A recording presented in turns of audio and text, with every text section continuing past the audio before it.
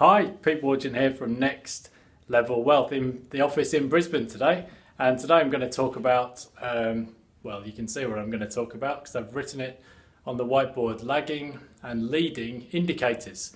Now, if you speak to the Reserve Bank or the government, they'll be very keen to point out the unemployment rate in Australia is now just 5%, and that's great news. And in Sydney and Melbourne, closer to 4%. But if you think about the traditional models of how credit flows through an economy and how money moves around an economy, the unemployment rate is really at the end of that flow.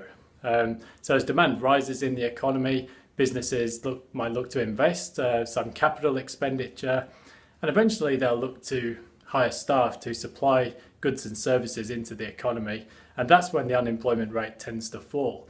But it's very much at the end of that process, so it's a lagging indicator. Now, if you look at the traditional leading indicators in an economy, the good ones tend to be money growth, because when there's more money, it generally gets spent. And secondly, building approvals, because when people apply to build stuff, it generally gets built, and the new dwellings need to be filled with household goods. And also the new population tends to need new schools and service stations and other amenities, which tends to have a great multiplier effect on the economy. Now, unfortunately, those leading indicators have been very weak for some months now. So whether or not the economy is strong enough over the next year or two to keep the downward pressure on the unemployment rate, well, we'll just have to wait and see. Now, the same applies in the housing market. Now, as the demand for almost daily housing market commentary has increased, economists tend to produce what they call a housing credit pulse, which supposedly is a good predictor of house prices in the future. But here's why that's essentially rubbish. Take the example of John and Jill Smith in Sydney. Say in June last year, they make a decision to buy a house. They go and see a mortgage broker who says you can borrow $500,000. And then they might need to provide pay slips for each of them for a few months. And then over the next 4 to 8 weeks, the bank says, right, we need to check credit cards for things like, who knows, pet food expenditure, whatever else. And then at some point, perhaps around August, they might get their approval. And then maybe sometime in September, October, they find the home they want to buy.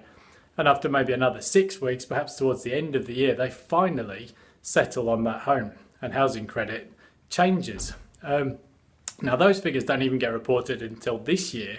So you can see why a purchase decision isn't well reflected in housing credit figures for some time. And in fact, those housing credit pulse models, they only really work if you move the housing credit forward a few months and play around with the y-axis. It's essentially curve fitting, and it's not a very good predictor of what's to come. Now, if you want to know what is coming, a leading indicator for the property market, the best people to speak to are mortgage brokers, and very often people like buyer's agents down in Sydney and Melbourne, because they will see how many people are at open homes, how many people are at auctions, how many people are actually willing to bid. And those are the real leading indicators. And if you think about, we've got the Royal Commission report is now out of the way, so banks can loosen the credit taps a bit. But also, we've got a cash rate at a record low, and the Reserve Bank has already said not only will that cash rate not rise anytime soon, there's actually a fair chance it could even fall. And that's why I think the housing market, as 2019 rolls on, will eventually start to turn. Now, if you're interested in more, check out my website below. Go nextlevelwealth.com.au. Cheers.